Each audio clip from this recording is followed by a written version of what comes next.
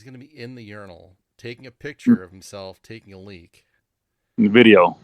A video, Yeah. nonetheless. Yeah, and yeah. You got to get the full effect. Oh yeah, you got to get the what was Leslie Nielsen's character in The Naked Gun, Frank. You got to get the Frank effect, like, oh. Are you giving head right now? What's going on with your mouth? What are you doing over there?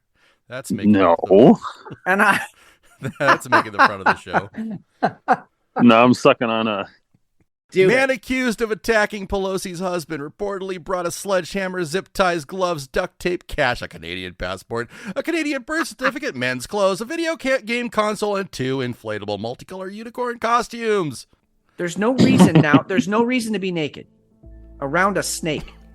You're about to listen to Whiskey Hell Podcast, a show centered on recent news, excellent craft beer, and absolute debauchery. While the guys are getting ready, you can reach them on Twitter at whiskey_hell. You can also go to the whiskeyhellpod.com or email them at whiskeyhellpod@gmail.com. At the end, be sure to drop them a review as a thank you for the content. Looks like they're ready. Enjoy the show, and listener discretion is advised.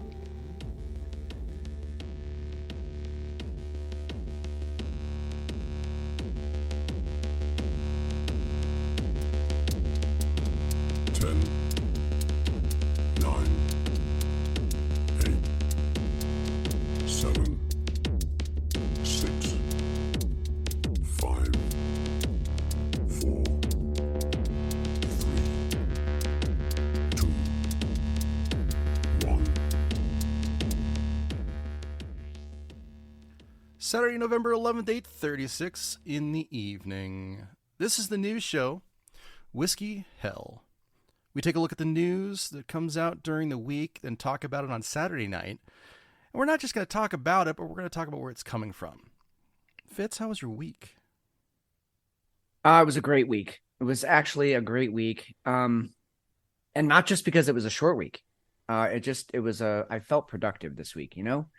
You just have some weeks where you set your mind to get some shit done, and then you get it done, and you're like, wow, literally everything went according to plan. Pretty incredible. Well, fuck yeah. Yeah. I mean, we need weeks like that. We need days like that. They're few and far between. And it doesn't help that, we've talked about this before. Everything's moving faster and faster and faster, right? The time still ticks off the way it does, but you just don't feel it. All of a sudden, there's some other issue coming up. Something else is on the agenda. You've got 95 things happening, and you just don't know where the time goes. So that's good. I'm glad you had a productive week.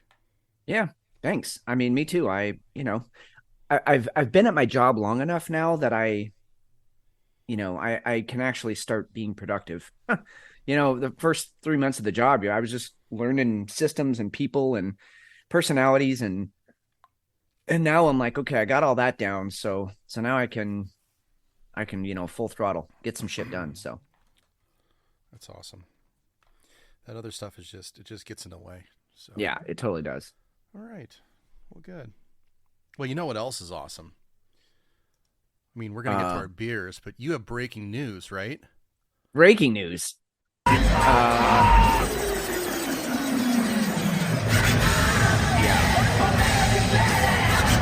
Listen to this crowd.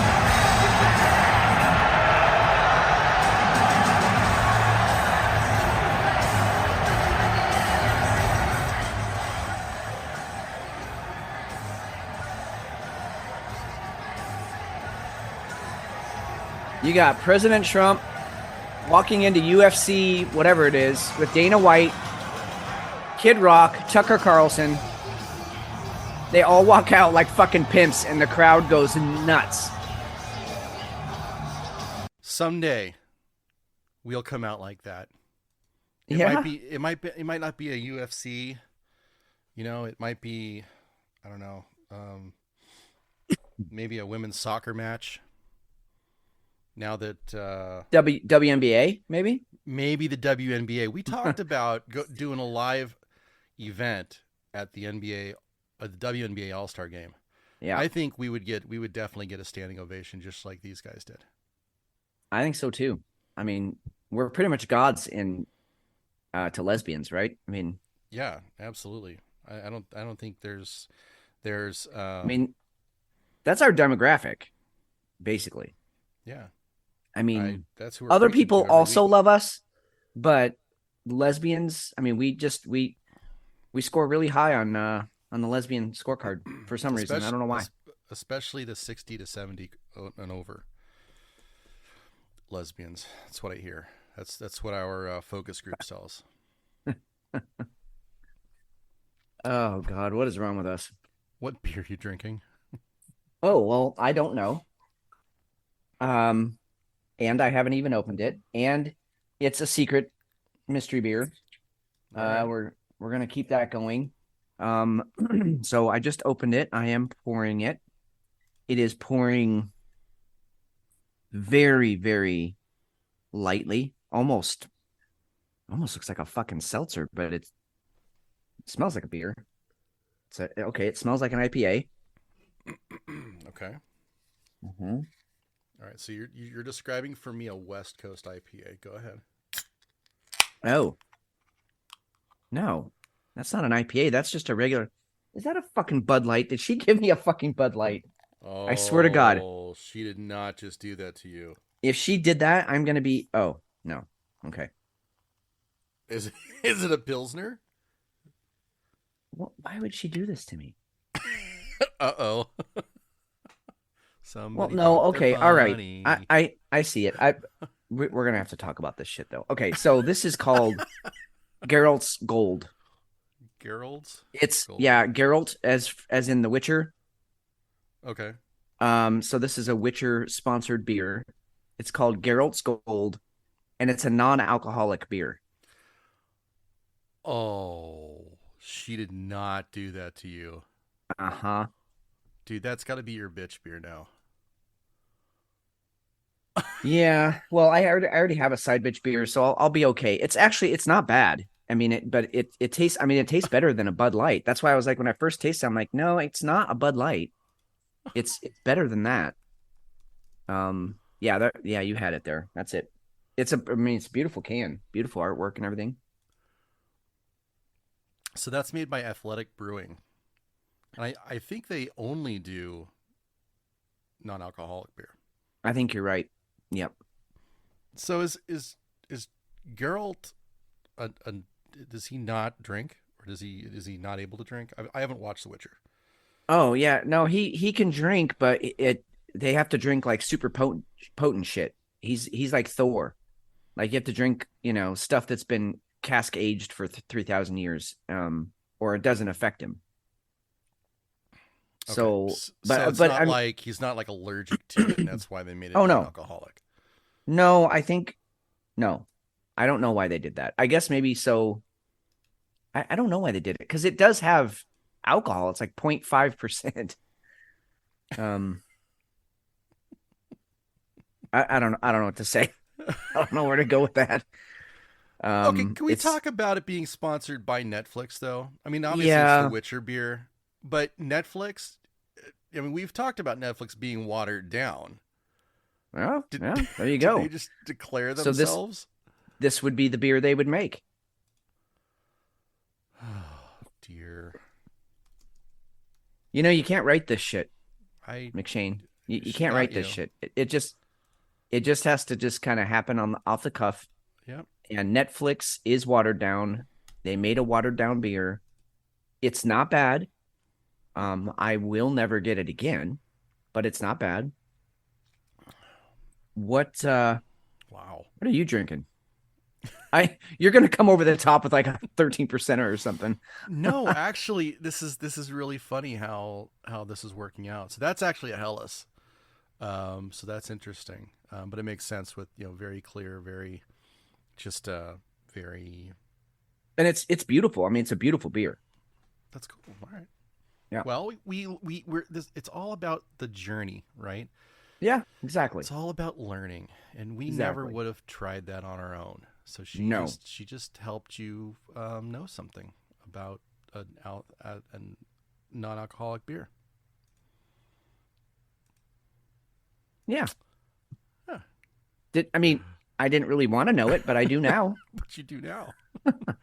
Well, if you have to make it a 3-beer night, please make it a 3-beer night. That is so okay. You know that.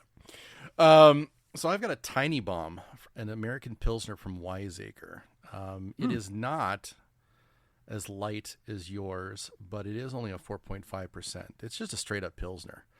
If I was going to spend, you remember the old days when we would get some Natty Ice or Natural Light or whatever, and we could get a 24-pack for $5. This beer cost me, I think, $5.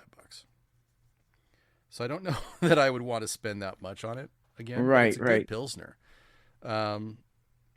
Very much it actually has a strange cloudy feature to it. Like a hazy? Yeah, it looks a little bit like a hazy. But it drinks just like a straight up Pilsner though. But it's not super bitter. It's not super hoppy. It's just a nice Czech Pilsner. So It kind of goes along with the it would have been a good October beer, an Oktoberfest beer that you could have thrown at it. But yeah, not bad. Not a bad beer. I did this because I didn't want to do what I did last week, right? I went 13% and then 16.1, right? 16.1. Yeah. I don't want to do that. Yeah, again. I don't know how you made it to the end of that show. I'm not sure that I did, especially with the conversation we had after. Yeah. The after show got a little crazy. A little crazy. Yeah. So if you guys get to join us, you get the Patreon, log in. Doesn't matter what level you're bought in at. That's even the $3 level. You guys can go and join us in the after show. But yeah, I was talking ex-girlfriends. Not ex-girlfriends. No, not even ex-girlfriends. Oh my God. Sexual encounters, and I stopped recording. I wasn't going to publish it, so it was fun though. Yeah, we just got off on the sex talk, and I believe I said enough. That's that. I'll just leave it at that. I said enough. Yeah. We're probably good for 2 or 3 months, probably. Yeah. Hey, we're all getting to know each other a lot better, a lot more intimately. That's right. Inside and out and all around. But yeah, you guys have that to look forward to. So please, if you're on, go to the Patreon, look up Whiskey Hell Pod, and it's on our links and all that kind of stuff. So you can just follow us on Twitter at @whiskey_hell, and you'll be able to find us. So, but anyway. That was a really, really fun time, and I'm glad I stopped recording it because holy shit, that was just raunchy. Yeah, me too. We nobody needs to rehear that. No, once was enough. So let's go ahead and dive in. We've got a shit ton of news. This is another. Yeah. It was one of those weeks that we had some goofy stuff start off the beginning of it.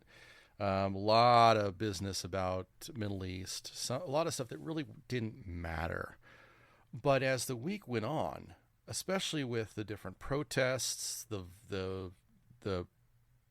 hate in those protests, things got really, really crazy towards the end, and they've been nuts today. We've got airstrikes in Syria. Gaza's being leveled still, which we knew that. We've even got the UN has decided that there was 8 counts of they've condemned Israel on 8 separate counts, which you knew that was coming because they probably deserve it, but they also haven't condemned Hamas for what they did. So that's interesting with all of the BLM type protests that we're seeing all over the world, for that matter. I was going to say all over the country. London, all over the world. London today was off the hook. Berlin, Paris, and then of course here in the U.S. I mean, it's nuts. It's just crazy. It really is. You're seeing, we're seeing these protests are well financed now. We're Yes, seeing they are. really professional picket signs. Yeah, and you People are got traveling far, far, far to go ahead and picket. and you got like professional cheerleaders up in the front, Mm-hmm. doing like really well thought out professional chants. Yep. And yeah, and the signs. I mean, when you brought that to my attention earlier, I was like, holy shit, look at these signs. These are expensive. Yeah. Very well done. And we talked about that. We talked about it moving in that direction. I think it was 2 weeks ago, how it just kind of felt a little different, a little bit too cohesive and put together incredibly quick. Yeah. Yeah. So it just looks like somebody's financing it. And it's amazing that nobody's talking about who's leaving all these signs out for people to come by and pick them up. I think you've even found, was it last week, where someone was leaving basically shopping carts, small shopping carts full of stuff to full of stuff. Protest with. Yep. So it smells fixed. So I don't know when the call went out for the that it was okay to bring the anti-Semitism, but it's rampant now. It really is rampant. Yeah, it's incredible to see.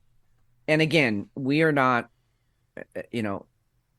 condoning either side's actions. Yeah. And that's assuming that, I mean, we're giving Israel the benefit of the doubt that massacre actually happened on the 7th. Because there's a lot of questions about that. They released that weird bogus body cam video last week, and so there's still some debate on that, but let's just say that did happen. So that's inexcusable that Hamas did that, but it's also inexcusable what Israel's doing in response. You're just going to eradicate. I mean, how many innocents are dying at the same time? And so anyway, I don't want to get in the weeds here. My point is, both sides are wrong. Both sides fucked up here. And yet all we're hearing is about the anti-Semitism. Yep. All we're hearing about right before that, though, we had we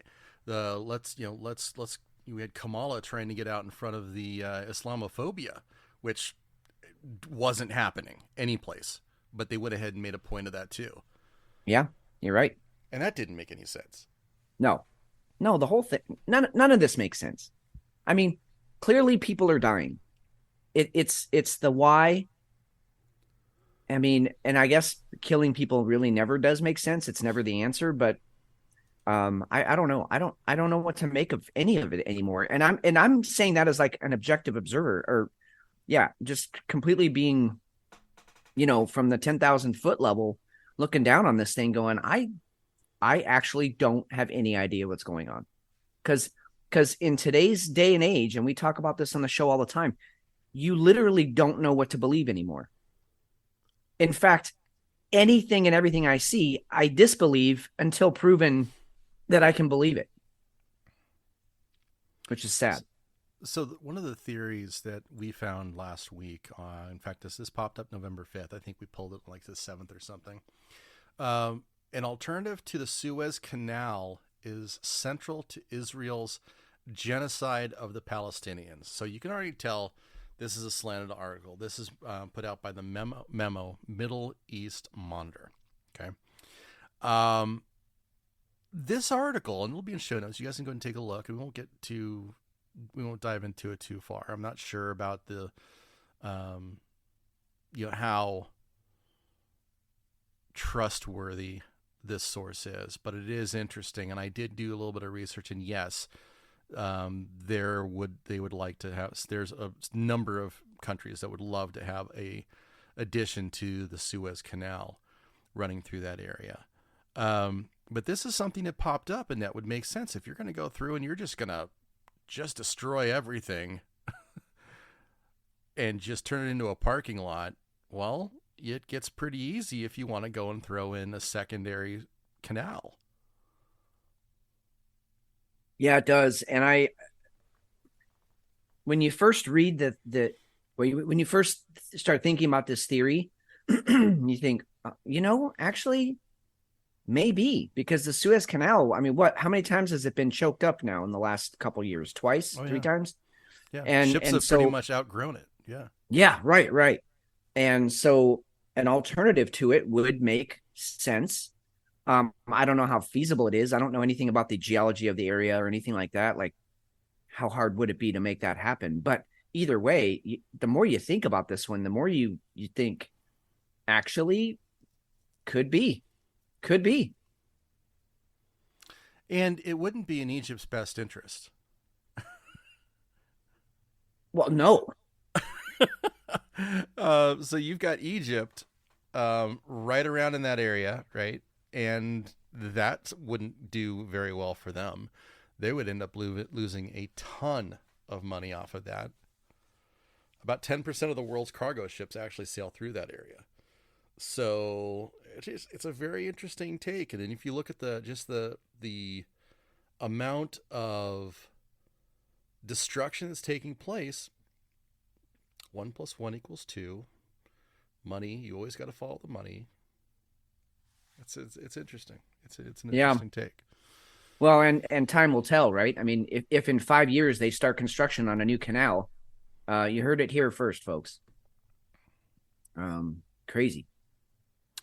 I'm going to stop saying that. I think I've said crazy like 55 times already tonight because the world is going batshit crazy, but I'm going to stop saying it.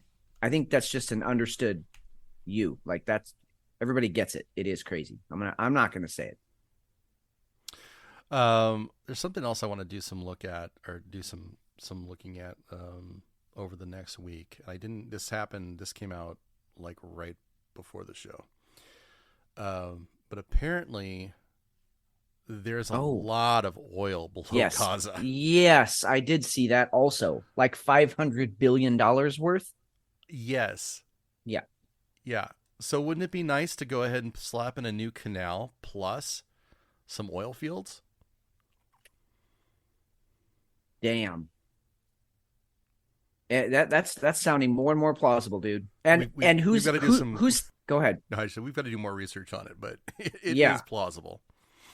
I mean, and who's in the way of letting something like that happen? A bunch of Palestinians.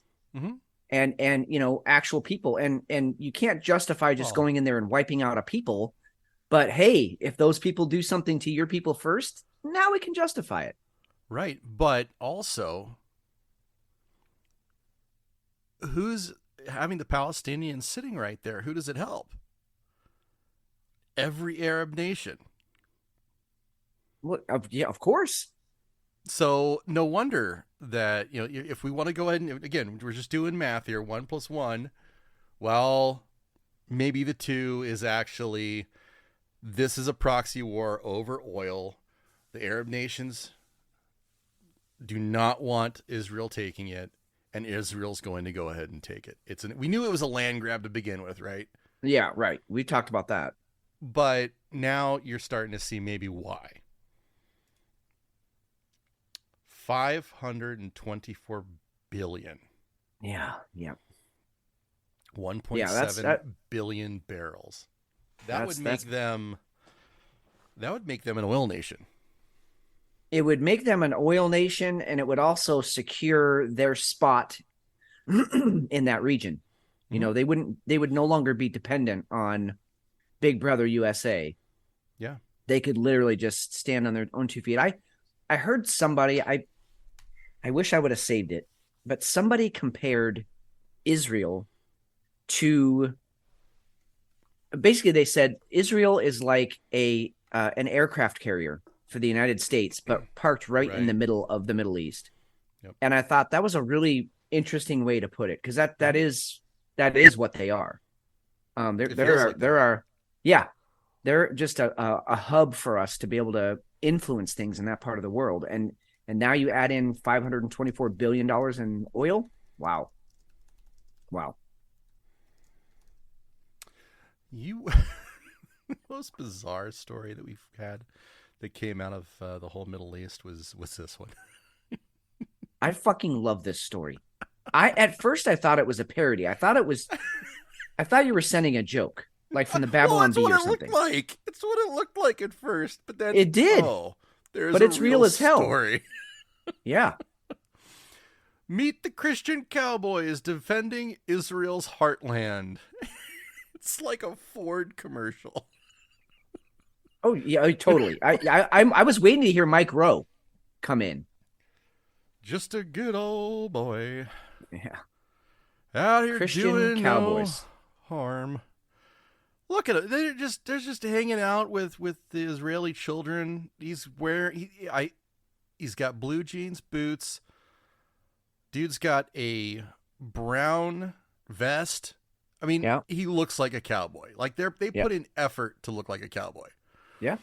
So yeah, these guys are over there. They're Christians and they're just trying to help out.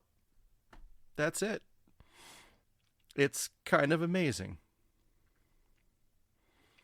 It is, and it looks like they've raised over $2 million for these guys to supply them with bulletproof vests, helmets, night vision, drones, flashlights, and they say and more, which means AR-15s, top-notch optics. I mean, Jesus Christ. Dude, Yeah, all in the name of God. We've got a cowboy Blackwater going on. Yeah. It's exactly what it is. Okay, this has to be a spin-off from the show Yellowstone, right? So we need to name it. Well, I think we should write a script and send it off and see if we can get our own show started. Okay. Because this is just too good. And I love that. I mean, they must mention the fact that they are Christian like 10 times in this article. Oh, so totally. they're literally doing this in the name of God. Yeah. Or at least that's It's a crusade. It's what it is.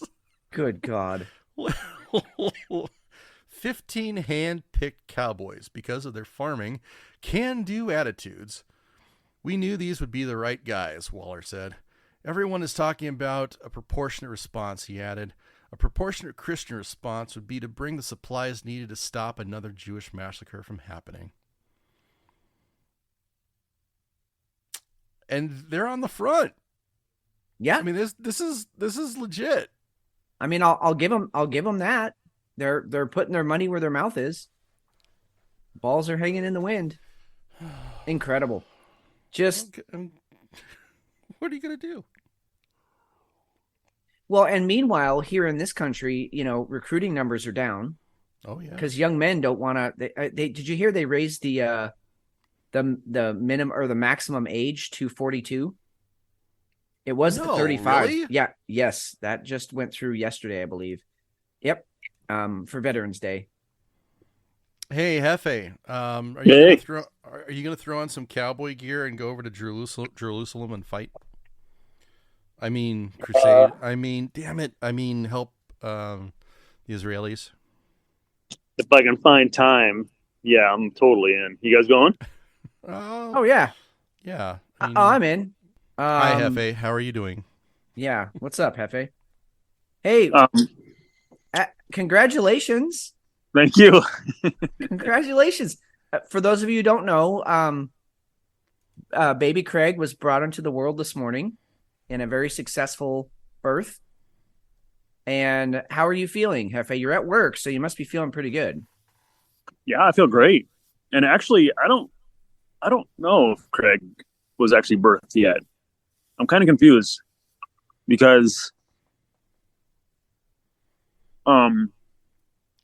they said they're going to hit the kidney with the sound waves to break up the rocks and stones and take the whatchamacallit out. The catheter? Not the catheter. The Stint. stent. Stent, yes. So then I get there today and they're like, so he's taking out the stent and putting a new stent in and hitting the rocks with the sound waves. And then you got to come back in 2 weeks to get the stent out. And so they go, and when I woke up, I was totally out of it. I kind of remember asking, how to go with the rocks. Were they all small? And they said, yeah, it went really well. So I don't know if Craig is in there in like 10 pieces now or what. But here's the thing. They also told me that this medication I'm on now, she's like, it might make your pee a little orange. Okay. I peed in the urinal here at work and it came out like fluorescent orange. And it painted like the urinal. I hit the flush thing and it just stayed there. It's so weird. What the hell is in you? You don't know. Don't flush it next time. Okay, just leave it. Just there. leave it. Just leave it. Leave it for the next guy to wonder what the hell happened to somebody he's working with. Does it look like high C? It does. I'll take a video of it. I'll try not to put my penis in the shot, but I'm going to take video and show you guys exactly what it was shocking how bright and like beautiful it was. Really, it's a nice color. I like strong greens and oranges, but not coming out of there. Yeah, no. So now that's a little disturbing. Can you write your name with it? No, no, I can't. I mean, I could try. I'll try. Yeah, I'll definitely try. Man, I wish you had some snow to write in. Oh yeah. Yeah. No, this trip down there was completely different. It was, checked in at 5:30 and got me back there right away, half hour, and woke up at, I think it was like before 9 even, and got dressed and left. And I got home. I got some good pain meds and some other stuff, and was feeling a little iffy. And I was laying down and stuff. And I took some of the medication, and about 1 o'clock, I felt like $1,000,000. I feel fine. So hey, we're getting reports, and by reports I mean in the chat. The nurse told Elle that the stones were out, and they're just leaving the stint in for any swelling. I got swelling right there. Well, I mean, do you really want to alleviate swelling down there? Especially at our age. Like, anytime I can get some swelling going, that's a good night. Well, you're older than both McShane and I, so, Asshole. Sorry, I got something in my throat. Okay, so I was pretty cloudy headed there right off, so I'll take Elle's word for it. Absolutely. That kind of sounds familiar now. You say that, but not the part about, what was the second part of that? They left the stint in for any swelling. Yeah, I didn't hear any of that. I heard something about the rocks are out. That sounds kind of familiar. So we'll go with that. And can we refer to them as rocks forever now? Like, they're not stones. They're kidney rocks. Yeah. So you got his rocks off. Yeah. Well, you got it. Yeah. My regular doctor, I had to go see him in the middle of all this, and he said that he's talked to women that have had kidney stones and given birth, and most of them say the kidney stones are worse. Yeah, that's what I've heard too. That scared me a little bit, but I guess we're all good. Well, yeah. I personally am looking forward to the family pictures. Yeah, I can't wait for the first day that little Craig goes to school. Kindergarten, man, yep. Or maybe preschool. Yeah, we sent out the announcements earlier today to let everybody know that it was in here. I think that country song needs to get remade now. Mamas, don't let your rocks to grow up to be cowboys. Yes. It just is smooth. Oh, it's so smooth, especially when I sing it. I know everybody's probably, I just wet some panties right there, I'm sure. Oh, hell yeah. Got mine wet. Shit. Well, that's just your catheter, man. Your stint. Sorry. Hey, I'm gonna probably be back in 40 minutes after I go back, so I think we should take a vote to see if the video that I take should go to just you guys or to the Whiskey Hell Insider chat. I think it definitely goes to the Whiskey Hell Insider chat. I think Yeah. that has to happen. And then I'll repost it because Joe needs to drop into that chat. I need to get Joe another invite, but we'll have to. Yeah, we'll make sure that it gets over to him. Sounds like such a good idea. I'm glad I thought of it. I like where this is going. I mean, no. I love where this is going. Yes. What could go wrong? I mean, really, that's one has to ask themselves. What could go wrong? He's going to be in the urinal, taking a picture of himself taking a leak. Video. A video. Yeah. Nonetheless. Yeah. Yeah. You got to get the full effect. Oh yeah, you got to get the what was Leslie Nielsen's character in The Naked Gun, Frank. You got to get the Frank effect, like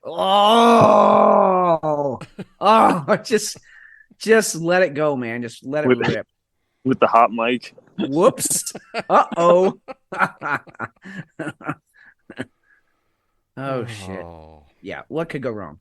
Hey, I didn't let everybody know. We've got Joe in chat tonight. We have Elle. Elle just dropped out for a second. I think she'll probably bounce back in. But we had Buttercup for a little bit too. Yeah, and Buttercup was on too. So I'm sure there. Oh, Buttercup! It's yeah.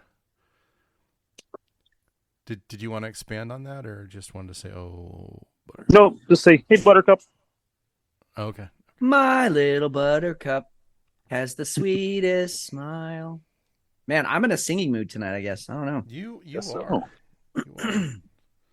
Hey, Jefe, we have 4 different articles, so we're going to wait to bring it back when you come back on later. Horny crocodiles, porn stars, python bites partner's penis in horror scene. We might talk about the sexiest man alive, because that was deemed this week also. And a reverse aging penis. So is there any one of those that you really want us to hold back? Because we know you're really excited to be in the Middle East talk, and we've already been through that. So we don't want you to miss anything. Gosh, they're so good. Probably the porn star snake bite. It sounds intriguing. Are you giving head right now? What's going on with your mouth? What are you doing over there? That's making that's making the front of the show. No, I'm sucking on a lollipop. Yeah, that's what I said. It's a blow pop. Of course it is. Of course it is. It really is. Oh, what the fuck, dude? What flavor? Penis. God. Damn it. What you do on your breaks with your breaks are perfectly fine. That's great. In the loading dock behind a dumpster. I don't want to talk about anything more that you might be doing. Jesus Christ. Dude, it's a slow night tonight. All right. I gotta gotta fill in the gaps however you can. Oh shit, that's funny. Well, all right. Beautiful. That's until next time, I guess. Yeah, that I'm not. I'll be honest. I am not looking forward to getting to that story. That one. When you found that earlier in the week, McShane, I like. God damn! What? You know those videos Why do you that find this stuff? Yeah. Yeah, exactly. Those videos where you something crazy happens and the kid will go, Jesus Christ. That's exactly what went through my head when that article came up. I was like, Jesus, what? Why? Why are we doing this? Why? Why are you talking about this story? This is terrible. Man, we got songs. You get it all here, folks. You got songs, we got impersonations, We got on-air blowjobs. I mean, blow pops. It's amazing. Orange pea. You get it all. I'm drinking water right now, so to make sure that I have some ammo Oh, good. for that poor fucking urinal. What did that urinal ever do to you? It looks at me funny. What happened? What did the guy who comes in after you? What did you ever do to him? That's what we need to. Seriously. Does it? I mean, maybe this is TMI, but does it smell weird, or it's just orange? No, it's just orange. So it's like you said, it's high C. Yeah. All right. Yeah. Well, there you go. Well, I'll show you right now. Actually, I'll show you the urinals that I've hit tonight already. Hang on. You've done this. You've done this multiple times. Well, yeah. Every break, I got to piss. I'm drinking a lot of water to flush it out. This is the greatest radio ever. Imagine if we were like a morning show. And people had to wake up to this. Although I guess we kind of are people's morning show sometimes. Oh, no, we totally are. We've got several people who listen to us in the morning. Yeah. I'm sorry for all of you. The video on? Yeah, I can see your face. Wait, what's going on? What? Where is he videoing? You don't see that, McShane? Oh my God. Hold on your screen? That looks more like yellow green, but maybe it's just the lighting. Oh, you'll see next break. Okay. All right. Bring it. Live action. Live action, No, indeed. I missed that. Apparently I didn't have something turned on right. Oh, well. Thankfully. Like Fitz said, it loses all something. It's definitely faded, but it's still, you can still see it. I'll tell you what, but if you do a really good job, I will throw it in CapCut. We'll put some music behind it. We'll get some special effects. We'll AI the shit out of this thing. Explosions. Yes. Need some explosions. And somehow that guy that he's the reporter for Hamas, but he also died a couple of times, and he was at some horrific scene. Yeah, fuck around and find out guy. He needs to be in the video too. I'll work Mr. Fafo in there also. And if it's orange, I feel like Trump needs to be in there. Oh. All right. Jefe, it sounds like you're going back in. Say hi to our favorite supervisor, okay? I will do that. All right. All right, brother. Later. Hey, Fitz, I'm actually already polished off this beer. I don't want to get ahead of the game too much, but I've already polished off this beer. Well, I mean, same. I mean, I was basically drinking water. Okay, so should we wait about 20 minutes before getting the next beer, or do you want to go get one now? Fuck it. Let's make it a 3-beer show. Because I'll be honest, I'm not happy with that first beer. So I need to okay. I need to rally here. I literally, she knows who I am. I can't believe she did that to me. But yeah, let's go grab another beer right quick. And get back to this hard-hitting news here. All right. We'll be back in a second. All right. So 3-beer night. I don't know if we've had a night where we've done 3 beers each. Have we?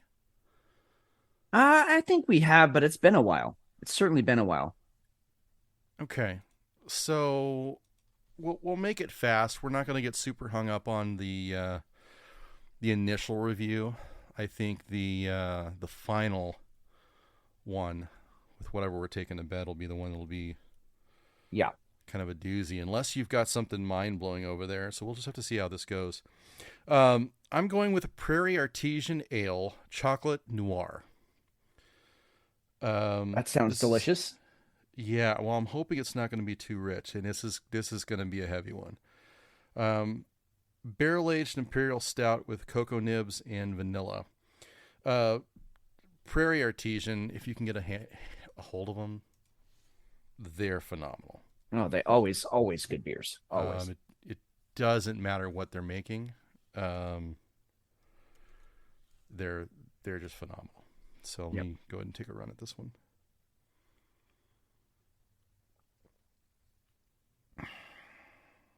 Ooh. Oh. Bitter chocolate, then sweet vanilla, and then super, super dark chocolate right at the end. That I don't think I've had a beer like that before. Sounds yummy.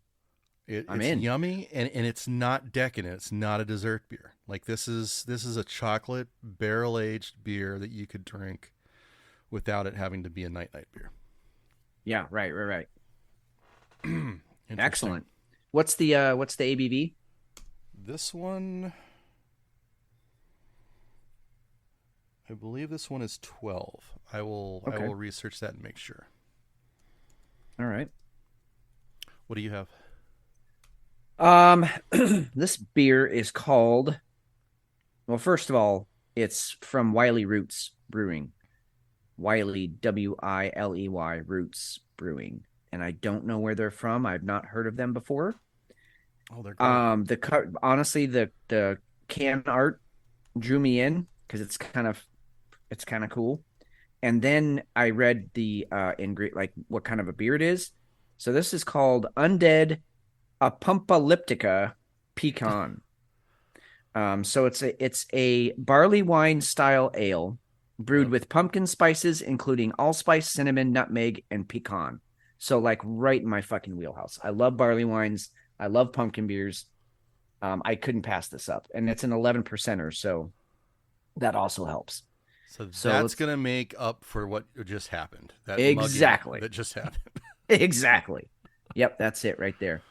So I actually get this beer out here, and I didn't try it because I'm not. I'm not a pumpkin guy. I did my time once every year. Right. But it's a really, really interesting looking can. I think the art's rad. Yeah, it's cool. And very Wiley comic booky. does a phenomenal job. So I'm envious. I'm looking forward to knowing how this is going to work. Well, so it pours like a beautiful dark brown maple color.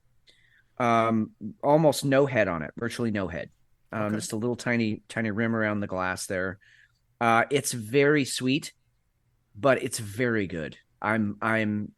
This one just kind of washed over my tongue, and really just made me want to start talking sexy immediately. So you know it's a good beer if I start sexualizing it.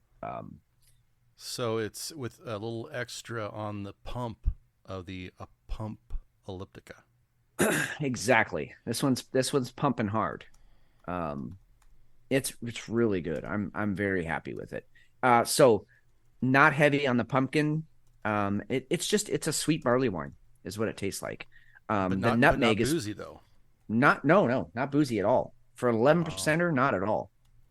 And I even get some chocolate notes in there too. So interesting beer, but really good. Very good. She's a front runner, that's for sure. Okay. That's awesome. All right. Very nice. See, we had to go for that second. We had to go for 3 beers tonight because the first one's we just knew they failed right out of the gate. Yeah. That was a big fat fail. All right. Nashville shooter. This is an important one, I think. Yeah. It's very unfortunate. We've talked about it before. We knew that this one did not fit the narrative, but the manifesto would not come out. It would not bring it up. And then all of a sudden this week on Louder with Crowder, he drops the manifesto, and we got to see just what some of the stuff that was actually written in there. It's been confirmed what was written in there. Yeah. It's been confirmed by the mayor even. Yeah, right. We've got 7, I was almost said deputies, but I think we've got a couple of detectives and some of those guys are police, 7 total. They're just officers that have been sidelined, put on administrative leave for this getting out in the open. So there's a huge witch hunt going on. And now we've got some information about what was actually in her manifesto. And it's unfortunately what we thought it was going to be. And this is from the Team Crowder site. So louderwithcrowder.com. You guys can go there and look at all this stuff. And take it for what it's worth. This is just news we're reporting in. Louder with Crowder has exclusively obtained 3 pages of Nashville shooter Audrey Hale's alleged manifesto. Hale, a transgender 28-year-old man going by the name of Aiden Hale, again, their words, entered the Covenant School on March 27, 2023 in Green Hills, Tennessee, killing 6 before being shot and killed by responding officers. The manifesto detailed thoughts Hale had leading up to what was referred to as Death Day, as well as a timeline in which the shooting would take place. Audrey Hale: can't believe I'm doing this, but I'm ready. I hope my victims aren't. Hale: I hope I have a high death count. Hale: kill those kids. Hale: going to fancy private schools with those fancy khakis and sports backpacks with their daddies, Mustangs, and convertibles. Hale: want to kill all you little crackers, bunch of little faggots with your white privileges. Again, we're reading this from the site. This is what was written in the journal. You can go look at the pictures of the journal. You'll see that's exactly what's in there. There were several times I could have been caught, especially back in the summer of 2021. Hale: it might be 10 minutes tops. It might be 3 to 7. It's going to go quick. This is sick. Yeah, and I mean, like I said, the mental illness that's involved here, and I'm not saying that being transgender is the mental illness. I'm saying that this was a individual who didn't know who they wanted to be, because whatever happened in their childhood, I'm sure they were ridiculed and made fun of. Almost all of these shooters are extremely poor students. So it usually starts there with them getting made fun of for not being able to learn. And then they get confused about their gender, and then off we go. But it's just, you go through this like long laundry list of mental illnesses all residing in this one person. And my thing is, and I don't know, this is going to get dark, so maybe we just cut out this whole part of the show, but I'm going to say it. Why do you have to spread the hate? Why not just take your own life? Why not just end it that way and be done with it if you're in that much pain? I don't know why you got to take others with you, A, and B, why has it got to be kids? God damn, that's just like devil type shit. That's Satan crap, and it's terrible. Well, I honestly, I think, she obviously had a great deal going on, right? You take the transgender issues aside, pull those completely out, filter that out. Anybody who wants to go around killing kids, that's some sick shit. Yep. Now you throw in the racial, the other hate that she had going along with it. She's white. Yeah. That's the weird thing. That's the weird thing, is how racist against whites she was. Mm-hmm. It was a she, right? They. And yet that's who they wanted to kill, was white kids. Very weird. I mean, again, another mental illness. Like, you hate your own race. And you separate yourself from that race. Right. And then you go ahead and take it on in that race. It's definitely disturbing. What's also equally disturbing, as soon as that broke, Google and Meta banned it. Yep. So you couldn't Google this. You could find it on X. You could not Google it, and Meta took it off of the platform. Yep. 100% off. And that was the very first response. It was before even anything being any kind of confirmations that ended up happening, before officers started getting fired. All of that happened like within minutes, a couple hours maybe, of that leak being dropped. Yeah, it always goes me quick back to, if they're blocking it, there's got to be a lot to it then. Well, yeah, right. Because the first time I saw it, I thought I didn't know if it was real, and in fact, I thought it might be a fake. Sure. But then when it got erased, it like got memory hold instantly. Yep. I was like, oh well, then it was legit. You know it. Well, it had some credibility. Yep. Here we are. Jesus. So the other thing that bothers me, and I think this has already been talked about online, is that the issue wasn't let's get to the bottom of what happened and let's be honest about it and let's deal with the psychosis, right? That wasn't what happened. It was, let's protect the government, the city government, from any lawsuits. Yep. Let's make sure that we lawyer up and we make sure that nobody who's suing for the freedom of information, which truly at this point it should have been out there, we make sure that isn't going to happen. And then what makes it even worse is then we've got the city going after the officers. The city of Nashville is going after the officers and suspending people willy-nilly without any kind of evidence. They don't care about the psychosis. They just want to cover it up. And it's disgusting. It is. The whole thing front to back is disgusting. And the longer we pretend that we don't have a problem in this country, the more these things are going to happen. It's not guns. Guns are not the problem. No, they are not the problem. Clearly, but we have and that this is I'm putting aside because in the quiet dark recesses in the corners of society, MK Ultra and things like that are being discussed. I mean, first of all, MK Ultra was a real thing. I mean, they wanted to tell all of us that it really didn't happen. It was a real thing. It was for sure it happened. But it feels like some of these people get quote unquote activated.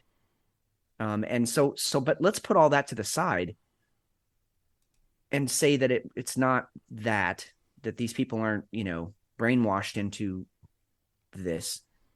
Then we have a major, serious mental illness problem in this country that we are not addressing. Instead of addressing it head on, we're trying to cover it up, and we're putting police officers on leave.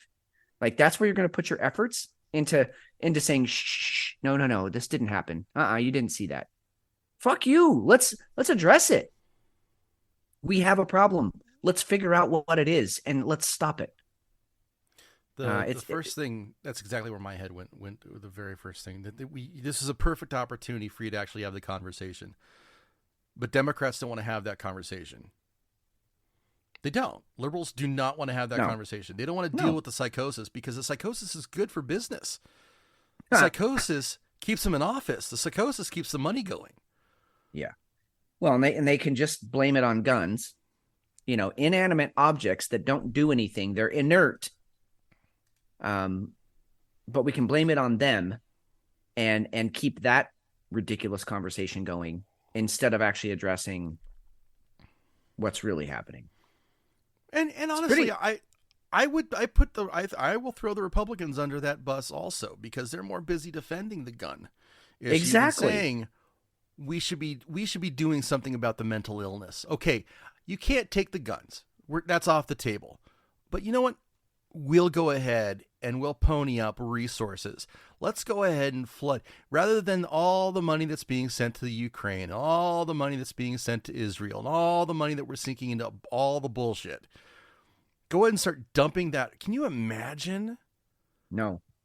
I honestly, as you were talking, I was trying to imagine what that would mean to have $100 billion, say, thrown at mental health in this country. And I'm not talking about fucking counselors. That's not what I mean. This isn't, I had a bad day or I had a bad week or my marriage is on the rocks. This is, I want to kill other people. And $100 million would go a long way towards, number one, finding out how we got here. Like, I'm sure there's FBI agents, someone is profilers, whatever. They know exactly how that person got from first day of kindergarten, happy, showing up, ready for school, to shooting up a bunch of kids. 14 years later, 15 years later. So they know how we got there. So let's do something to disrupt that process. Because we got a fucking factory here in this country. It just keeps happening. One of the things that was interesting about I was at a thespian convention this weekend. I was chaperoning for my youngest. I got to sit back and not only hang out with him and like his atmosphere, which was really cool. I had a fantastic time. I like one of those things that I'll always remember. Yeah. But one of the things that my takeaway was that you had all the kids were 13, 18. Okay. They're all in high school, not 13. We'll say 14, 15 to 18. All of them were in their element. They're all just being kids. They're all just being teens. It didn't matter what they were wearing. It didn't matter what they're doing, how they're talking. It didn't matter what their lifestyle, their chosen lifestyle already was. It didn't matter. There was total acceptance. This is like 3,000 kids. Okay. My takeaway was that as soon as they get into our colleges, that's when everything goes fucking sideways. And that disturbed the shit out of me, because what scared me was all of these kids that I just had this great, just like a fucking kumbaya, watching them, just having fun, being kids. And then as soon as they get into college, it's going to go to hell because of all of the bullshit that's going to come with it. All of the left-wing spewing rhetoric, all of the being on your own, deal with your own fucking emotions, all of that's psychosis that comes along with it. And maybe I'm going off sideways a little bit on this, but that really, really bothered me. This Audrey Hale, maybe she was one of those kids, 15 years ago.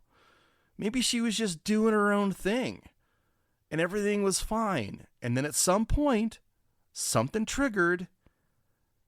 Someone was misunderstood. Someone couldn't handle something.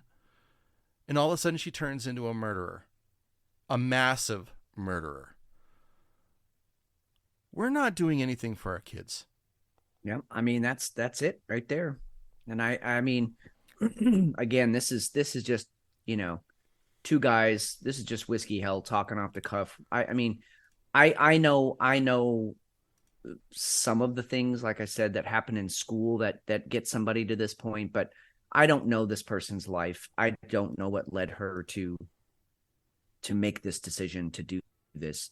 But when you look at, and again, to go back to the original story we were talking about, when you look at what's in her notebook and the shit she wrote and her reasoning behind it and who she wanted to hurt, man, you really gotta wonder what are we doing to our young people as a society? I'm not saying any one person is to blame, but as a culture, as a society, we are not doing it right. Period. Well, it's a squandered resource. If we want to break it down to cold, the absolute cold business where that's a squandered resource. You would think a country would take more care of those that are going to be leading it years down the road, right? Rather than just building in this sheep personality, this weak-minded. And this isn't all of them. This is not. I'm not. No, I'm trying we're to be careful.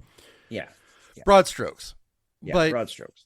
because because a lot of the kids that I got to talk to this weekend were not in that. We're not. They're going to be better than that. I know that. But the things that we see in these protests now, they don't know the history. They just know that somebody said, hey, this is cool. Let's go out there. BLM's over. So let's go out there and let's go ahead and champion a terrorist.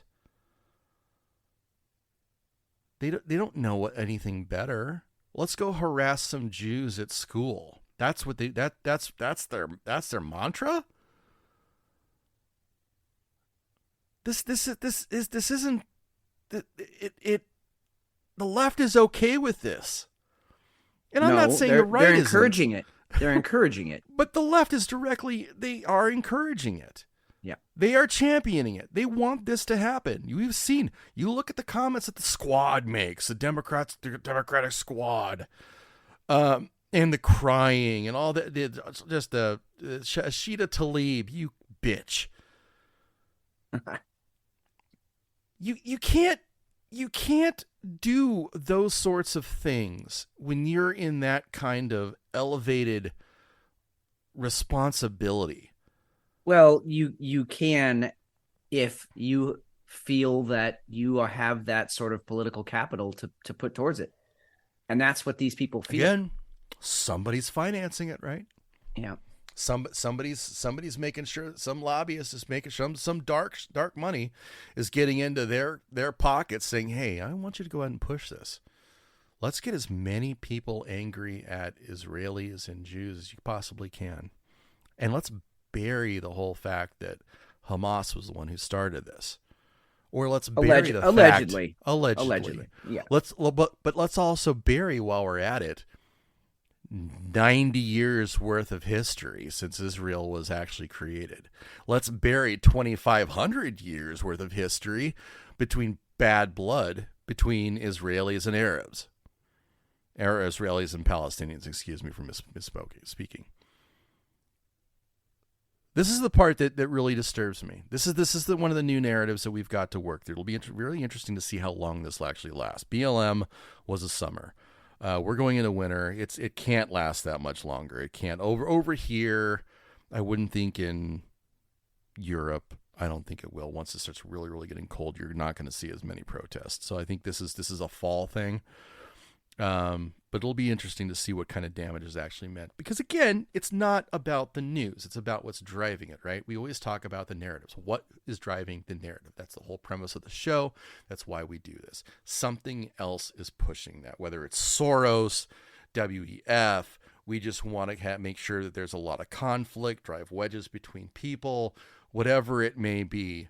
We're not going to jump to any conclusions today, but we're going to have to watch this because this is a really concerning narrative that's out there.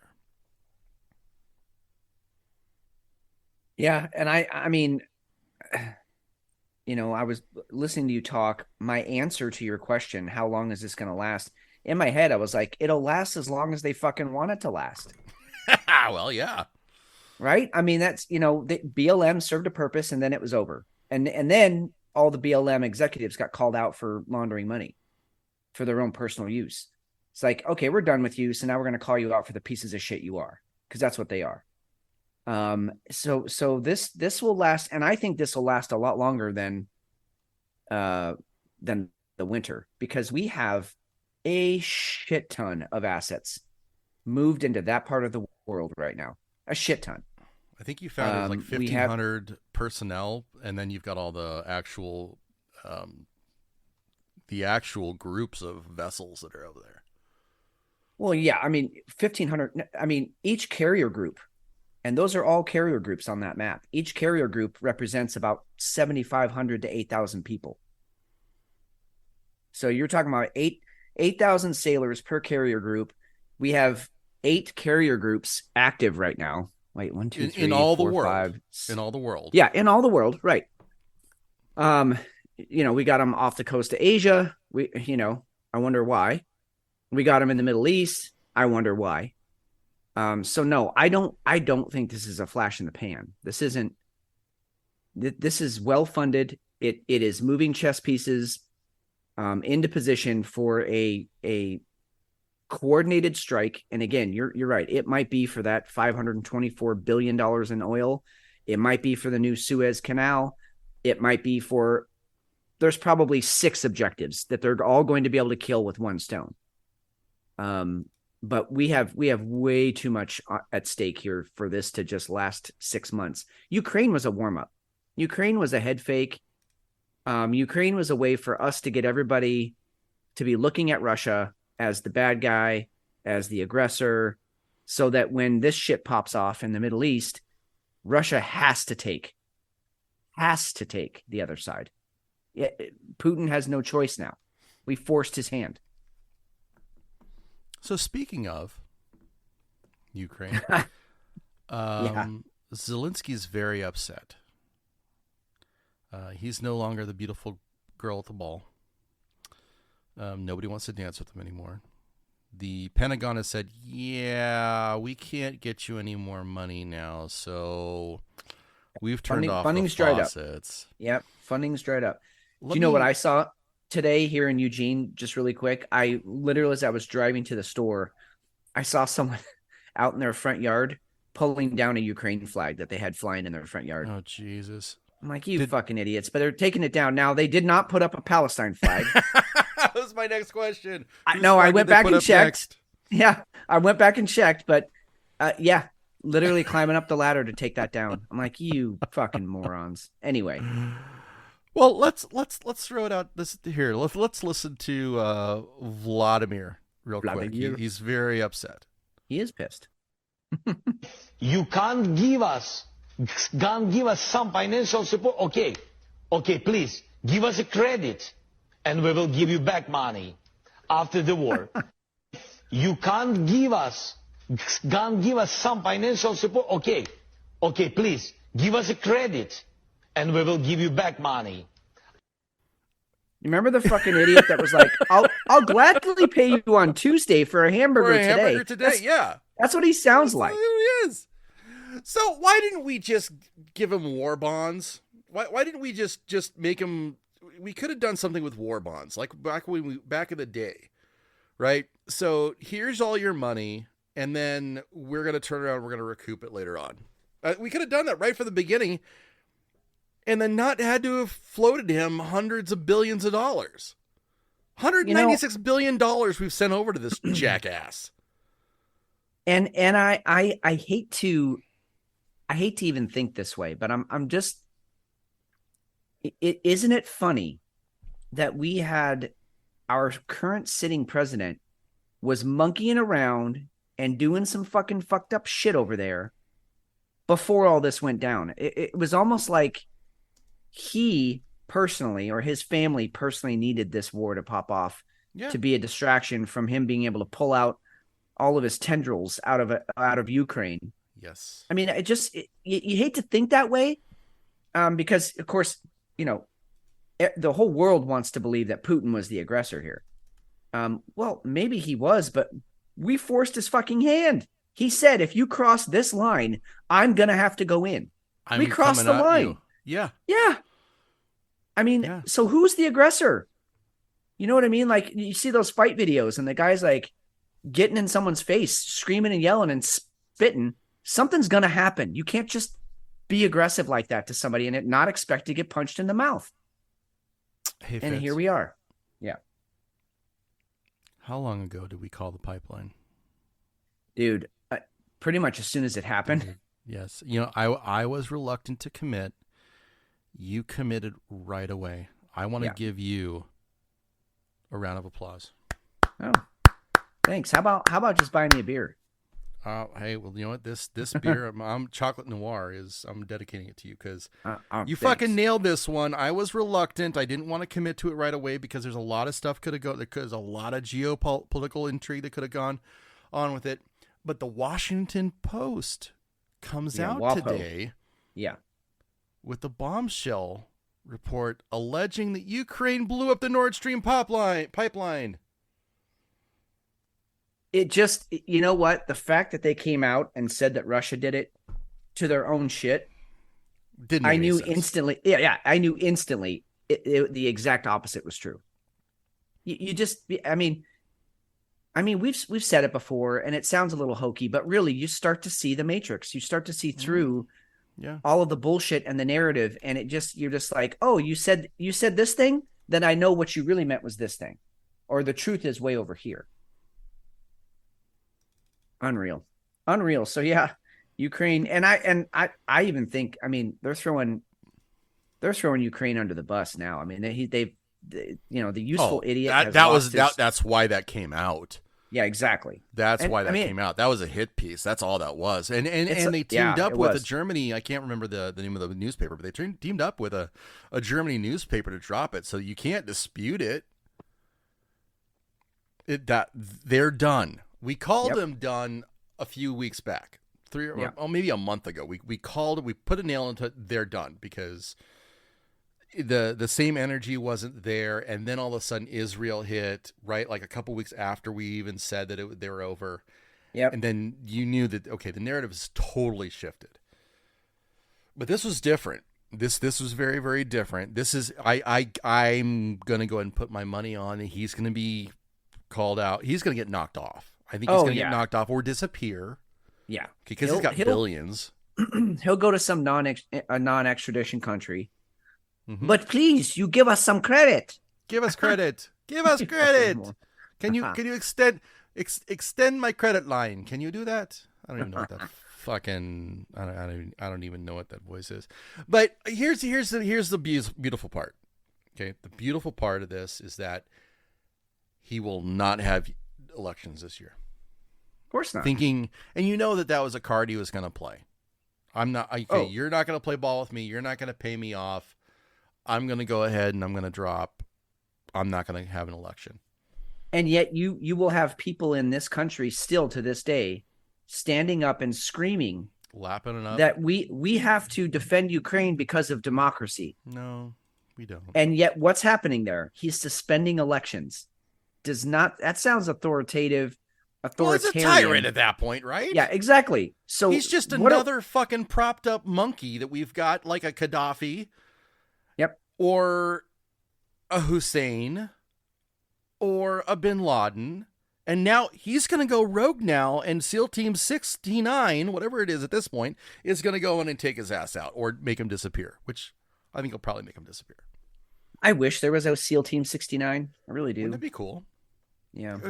Okay. Is it tacky if you make a porno called SEAL Team 69? And is it a gay porno?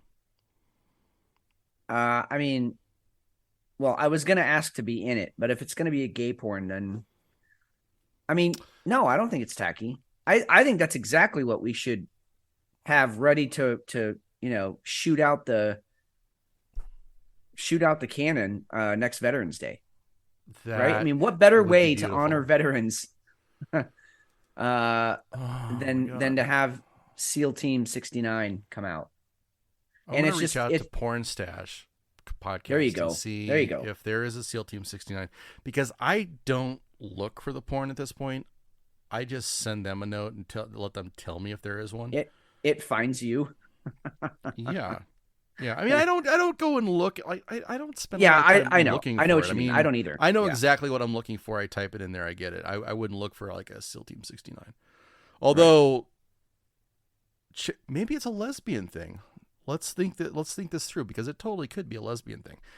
And they're wearing body armor and they've got fatigues on, and then the fatigues come off, and then. Yeah, well, or I'm picturing like they have to torture a prisoner, right? They captured this high level naked waterboarding. Whatever, they got to get intel out of this high level operative, and so, I'm picturing all kinds of sexual torture. Well, let's pivot to something that was very close to torture. Oh God, you're going here? Fuck okay. Yeah, I am. All right. You threw me the softball. I'm hitting the fucking ball. Man accused of attacking Pelosi's husband reportedly brought a sledgehammer, zip ties, gloves, duct tape, cash, a Canadian passport, a Canadian birth certificate, men's clothes, a video game console, and 2 inflatable multicolor unicorn costumes. Mr. DePape. One of the best headlines ever, right there. Fucking amazing. I love that they saved the multicolored unicorn costumes till the very last. They dropped that last. Yeah. Yes. And again, the memes coming from this have just been fantastic. Oh, it's so good. God, the internet won on this one. Absolutely beautiful. The internet always wins. And I love, and this is one of the things I love about X. Okay. I mean, there's things I love about, like, you know, for however jacked up is TikTok and Instagram, there are things about it that it does amazingly well. Sure. But the rapid fire reacts that come from from X, there's some fucking funny people out there. I mean, my gut was hurting when I went through this post. And it's probably only gotten better because this was a couple days ago. So good. So what kind of game console do you think it was? I was going to ask you the same thing. It had to be a gamebox. I mean, an Xbox, right? I'm thinking Xbox. I'm thinking it has to be an Xbox, not a PS5 or 4. No, I don't. I mean, but like, what about a GameCube? Oh, I think GameCubes are huge in the gay community. GameCube? Is that what you're saying? That's exactly GAYME? Okay. Right? And it's I feel that. All and right. it's square, right? And they're not square. And so it's like it's counterintuitive. Jesus. Wow. You just connected so many dots right there. That was fantastic. Oh my God, GameCube. That didn't even. I mean, we clearly it wasn't a PS5. And I'm sorry that I said Xbox. It was definitely a GameCube. That's a great call. How does that even get in? How? Okay. Inside trading Nancy Pelosi, one of the worst human beings on the planet. Okay. We've already established that, but nice rack. Good job. Yeah. How does this shit happen? I don't know how it happens. I want to know also where the Canadian passport and the Canadian birth certificate come in, because it's like, what are you specific? Like? It's oddly specific. And what are you like? You're sitting in the corner, right? You got your tighty whities around your ankles. You're jerking off, and you're like, "Hey, I can't get hard here. Where's the birth certificate?"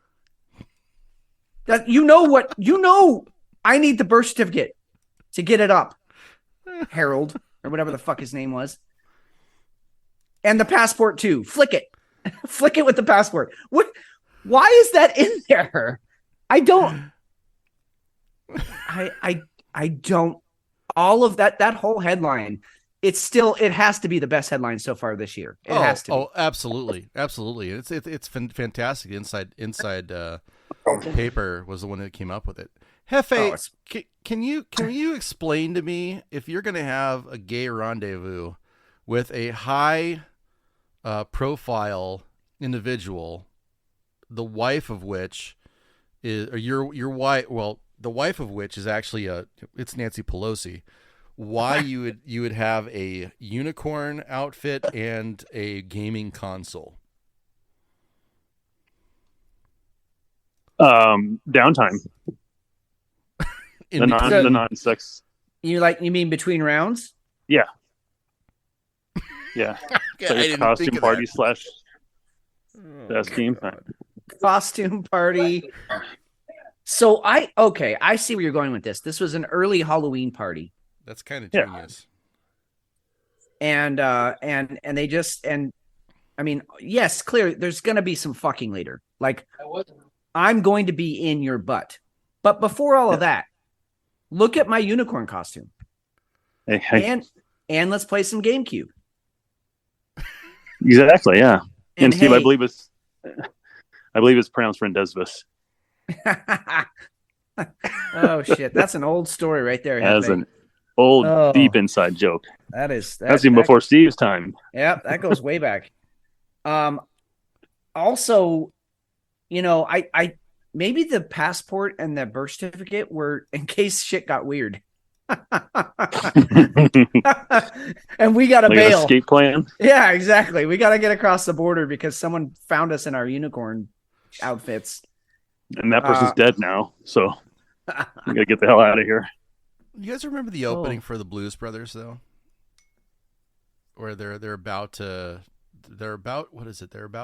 go, I don't know, cross country or whatever. something that I've got sunglasses on, hit it. Remember that? Yeah. Okay, this is what reminds me of that. Okay, this seriously does. I've got my sledgehammer, zip ties, gloves, duct tape, cash, a Canadian passport, a Canadian birth certificate, men's clothing, a video game console, and 2 inflatable multicolor uniform costumes. Hit it.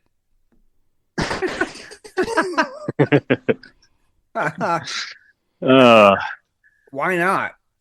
Again, they were gonna party, and I just feel bad for this DePape guy because he didn't get the playoff. He brought out the sledgehammer a little too early. He scares, Mr. Pelosi a little bit, gets a little too kinky, and then all of a sudden you get the police there and somebody's getting shot.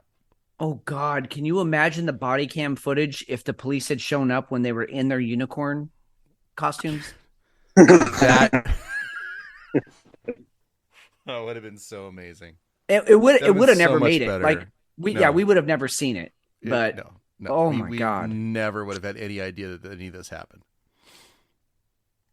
So I mean, it sucks for this guy. Wow. That's a bummer. Yeah, what surprises me, and maybe it just hasn't come out yet. God damn it, the fucking internet. But I'm surprised that they didn't list any. They're like, there were no drugs, no ecstasy, no coke.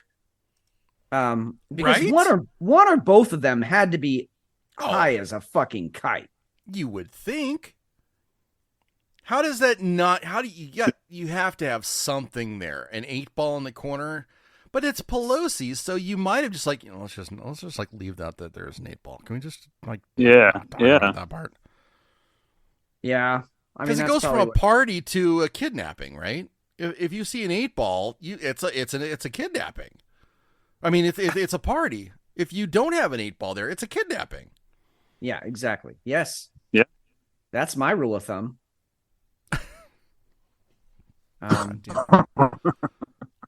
That was awkward. You always say that. Yeah. I always say that, right? I've always said that. I need a bump. Otherwise, this is a kidnapping. Jefe, you want to talk about the porn star that pet python bites partner's penis in horror scene. So my only question is, why was the python able to get near his dinger? I don't understand this. Probably trained. It's probably trained, and they didn't expect him to do that. But I mean, that is such a fuck around and find out moment. Like, hey, if you're gonna have a snake in the bedroom, expect something somewhere to get bitten. I mean, snakes, all reptiles, they literally have 2 speeds. Tired and slow, or I'm fucking pissed and I'm going to eat you. That's it. That is the 2 emotions that they have. And once you start fucking around, you're in a room and all the sexual energy's flying around. That snake literally has no choice. It's going right to fuck you. I'm going to eat you. And hey, look at that. Look at that snake that's coming towards me. I'm going to eat it.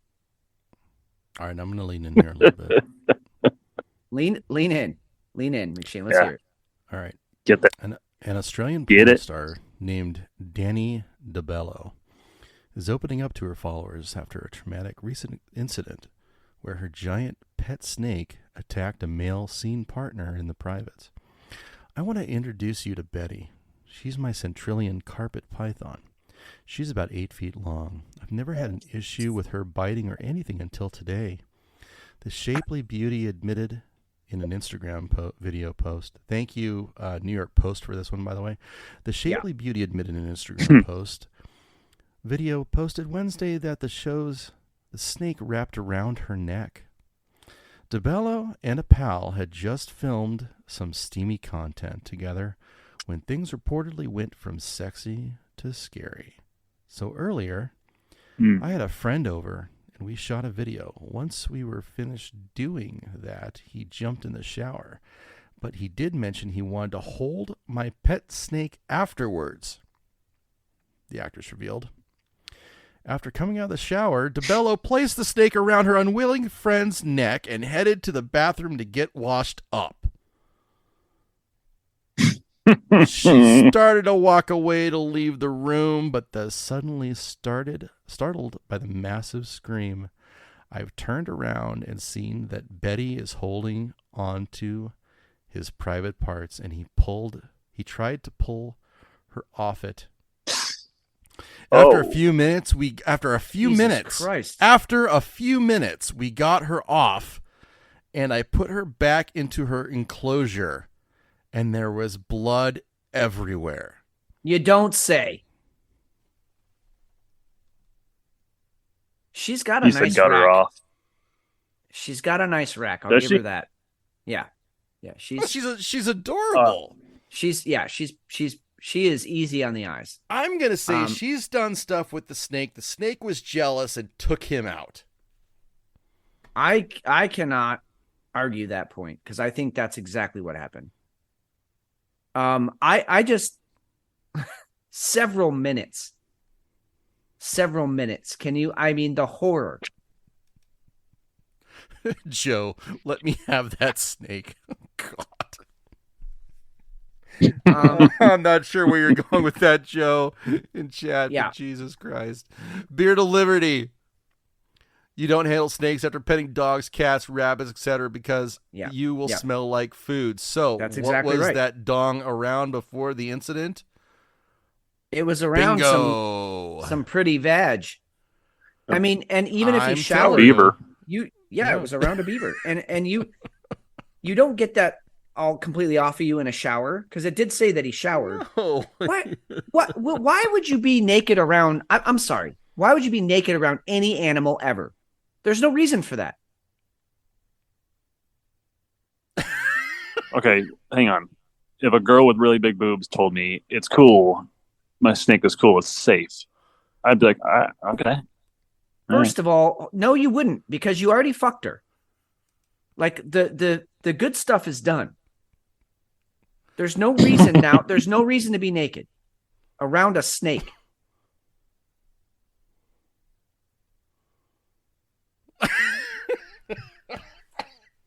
I don't know why that's just hanging there like that, but it is. Fuck. Well, that's exactly what needed to happen there. Hey, I want to get to this one too. Reverse aged penis guy. Yeah, so, millionaire biohacker Brian Johnson, 46, claims he has reversed aged his penis by 15 years. He shocks his dick.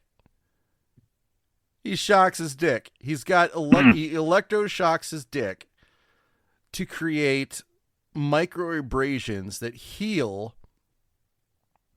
And the idea is it creates more, I guess, capillaries probably, or brings more to that area. No, this is a skin treatment that people use to look younger. You cause some trauma. It's like alpha hydroxy acid or whatever. You cause some sort of trauma to the skin, light trauma, and then the skin heals. And when it heals, I took this. It comes back younger. No, that okay, maybe, but that's not how I took this. I took this as he's using E-stem to damage and promote. Go down a little bit in the article because all it says is that he's. Where is it? Well, let's go listen to him. He'll tell us. Because this is the guy that was. Yeah. He's the one that's swapping blood with his son, thinking he's gonna find the Holy Grail as far as being able to turn back time. And he is. I mean, he is looking good. I'm gonna say. I mean, okay, but look at what he looked like, though. This is him before, and this is him now. And you guys I'm just saying. Did being an ultra douche come along with that then? Yeah. Okay. All right. Yeah, for sure. Okay. He got me there. He looks like a gay Conan O'Brien. Oh, fuck Okay, Hey, maybe not Jefe. gay. Maybe No, bi. no. Well, no, no. I think you nailed it. You probably ended the whole. Yeah, I think you ended the whole story there. Actually, I think we need to get the volcanoes ejecting in a minute. Yeah. Jefe, how did you? Does the night picked up any? What's that? Did your night pick up? Oh yeah. It's going a little better now. It was a really slow start, but it's going better now. Good. And hey, speaking of snakes, This isn't going to end well. No, it's not. well, first of all, is there anybody in that's in the chat that's not listening right now? No, you've got L, Joe, Buttercup, Beard's in there. Beard. Yep. And Okay. no, everybody's listening. Okay. So my plan was, because I just filmed myself peeing, and it wasn't as orange. So I think I got to take the medication again, and then get the camera rolling. Okay. And but I was going to do that tonight, and then just post it, and then hope that somebody wasn't listening earlier, and then they just see a video of that in the chat for no reason whatsoever to them. But if they're all listening, then that's okay. But yeah, that's the plan. Who's saying the title track to Titanic? Celine Dion. Wasn't that Celine? Yeah. Yeah. So after you take the medication, the next time you piss, can you sing some Celine Dion while you're doing that? Oh, the Titanic song? Yeah. Near, far, wherever you are. I don't really sing, but I guess for you guys, I could. No, give it a don't shot. do that. Just videotape it, and I'll put Celine behind it. I was just gonna say. I thought you were gonna put audio behind it. I totally forgot. That, or maybe I'll put some Sarah McLachlan behind it, like maybe Eyes or the Angel song. No. Play for all the dogs. For all the dogs. No, I cry at that song. No, I'm vetoing. I'm vetoing that song. Well, could be a 2-1 vote. I'm just saying. I have veto rights. I'm vetoing it. Beer 3 is for Jefe. You can literally do any other song. Okay. Well, okay. All right. All right. All right, I'm gonna go back to work. All right. Don't work too hard. That's what she said. Yeah, and watch those blow pops, man. Yeah, they'll get you. They Oh, will hey, get you. Gretchen said to say hi to you guys, and she's Oh, feels like an awful friend for not listening as much as she did, but well, that's okay. she's into murder stuff. That's okay. Tell her that's that we all right. talked about some murder stuff tonight. And you know what? We should do it. Oh, okay, wait a minute. What if we do our own true crime podcast since everybody else has one? I mean, it'll work. Yeah. And we just I make it as fucked up as possible. I I gotta go. absolutely think we could go over the top of Later, everybody Jefe. else. Later, Jefe. Yeah, because I've listened to a few of those, and they all follow kind of the same, formula. So as long as we stick to the formula, we're golden, right? Yeah, I think it's fine. Done and done. I just got to point out that Joe thinks that guy looks like Sigourney Weaver, and he's fucking right. you fucking nailed it, shit. Joe. Have I ever told you how much I love having our folks in chat? I fucking It's brought so much to the show. Yeah, another world. yeah, it's so it really great. has. I great. cracked my next beer, by the way. We talked about this. This is a beer 3. All right. So we were probably going to go another, maybe 20 minutes, 30 minutes. We'll see. Because we do have a lot we want to bang out here, but we've done a lot of damage tonight. So beer 3, my pick is a revision, the right slice. This is another 12%er. So I'm coming in heavy. Hello. Fuck that Pilsner. This is an imperial stout with blueberries, graham crackers, coconut, vanilla, cinnamon, and natural flavors by Revision Damn. Brewing. That's not really in your wheelhouse. That's an interesting beer for you. So when I bought it tonight, the first thing I asked the guy, he's like, "Hey, you need to watch out for this one because it's super sweet and the blueberries throw everything off." I'm like, "Okay, but boozy, and is it or are we talking super sweet decadent? He's like, well, it leans a little bit towards super sweet decadent. So I'm hoping it's not so sweet that I'm gonna want to retch, but we'll see. That so far, that chocolate noir, the last one, the Prairie Artesian, was a trip. That was a great experience. So I'm hoping this one is that sliding into third base. Just it's gonna be a good night. We're just easing into home kind of a thing. So, all right, I can dig it. I smell nothing but blueberry pie.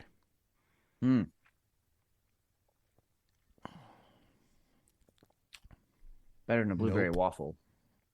No? That's very true. That's an imperial stout with blueberry. You can smell the blueberry more than you can taste the blueberry, which is nice. I can't taste the coconut. You get some vanilla. You definitely get graham cracker. So if I'm putting it all together, I'm getting an imperial stout, an imperial blueberry pie, if that makes sense. Yeah. I mean, so here's the thing. I've had some blueberry beers on the show. I'm not a huge blueberry kind of person. I don't love blueberry pie. I don't love blueberry cobbler. I'm just, and I don't know what the fascination is with brewers, because it seems like everybody's doing a blueberry something or other these days. And so I almost have I'm almost repulsed away from them just because I just see them everywhere. So that's all to say. I'm glad you got a good one. So I want you to take this from the standpoint of, if you're eating a handful of blueberries, and it's not necessarily the flesh. I guess it's kind of flesh. It's not necessarily the flavor, but I want you to imagine the natural refreshment behind that. Okay. Does that make sense? Yeah, I grow blueberries in my backyard. Right. I've got Right. and I love my fresh blueberries. Those are amazing. But for whatever reason, it feels like people go overboard with the flavor or the sweetness or something, and it just It's an imperial stout first. Okay. I can dig it. That's awesome. I'm actually surprised by it. I was really worried about this one, and I almost went with a cider, and I figured, nah, fuck it. This is how the night's going to go. So I went with it. And I have seen this beer. I get that beer here. So I'll give it a try. Fuck it. It might be worth it. It might be worth it. All right. What do you got? Okay. So you remember a few months back, and we might be going a year back here. But I had the Trooper beer from Iron Maiden, from the Iron Maiden guy. Yeah. Well, dude, that's like start of the show beer. Yeah, that was like 2 years. Yeah, that was a while back. Yeah. So my theory is that they heard that show. They heard us talk about it. Okay. Because I remember specifically saying, this is a decent beer. They need to make a porter or a stout. They need to branch out. They need to try something new. Well, I walk into the fucking store, and what do I see? Red and Black Porter by Trooper Brewing. This is the Iron Maiden Brewing. Yep. And they're now making a porter. And they also had a barley wine, which I did not get. But this is what I'm having tonight, is the Trooper, and the fucking artwork on this thing is sick. Just really cool. But this is based on a centuries-old recipe, apparently. I have no way of proving that, but okay. And I just love the quote on here. Damn it, I wish I had a better English accent, because I just don't have a good one. I need to hang around our buddy, Mr. Jones more, because he's from England, and I start to pick it up when I'm around him a lot, but I just haven't seen him in a while. Anyway, the quote on this is, the color, it's not just black, it's red too. The red and the black, or red and black, as I would say. That's the quote. So there it is. So look at that fucking, that's just a cool fucking zombie soldier carrying the Union Jack and bringing it right into your right into your mouth. So let's see how they do a porter over there. Cause as we all know, McShane and I are a fan of the dark stuff, especially porters. So here we go. So I was always, while you're trying that, I was always really leery of the whole Trooper series because I thought it was just a money grab. But both of the beers that you've had have been like solid beers, like they're good beers. Yeah. So how's this one? This is good. It's very malty. Almost reminds me of like a Newcastle, but a little toned down from there. Really? Yeah, but very malty. And pours a beautiful black, and it does have a little red hue to it, which is kind of fucking cool. So yeah, right. Decent beer. It's not gonna surpass my my Sweetheart, my last beer, but it's definitely better than the non-alcoholic. Oh God, Geralt's Gold. Yeah, Geralt's Gold. Sometimes we got to make up for like that the first train wreck, right? Like you need to. Like that one girlfriend, and then you're like, I need a rebound girl, and then I need a better, like an upgrade from the rebound, just to make sure that I don't like door number 1 is never remembered. So I need to like 2 separation vaginas. Does that make sense? I think so. Let's just go with it for right now, because we have to talk about volcanoes. Yeah, we do. Fucking rad shit going on right now. And I say rad because I'm not living there. If I was living there, yes, I would be terrified. So Iceland is going to fucking blow up. That's my big takeaway from the last couple of days. Yeah. Without a doubt. This is off of, what is this? VAFRI.is Quake. These are all of the earthquakes that have taken place in Iceland. And you guys can go ahead and look this up in show notes. A lot of it's around Reykjavik. And just off Sorry, go ahead. I was just going to say it's southwest. This is all southwest Iceland. They have a little peninsula coming off of there, and that's where the magma intrusion has. And I guess it's only like 800 meters from the surface at this point. So we need to discuss just how fucking crazy Iceland is. Because let me go to the wiki article. Let me get there real quick. Please hold. I mean, Iceland is crazy. It's nuts.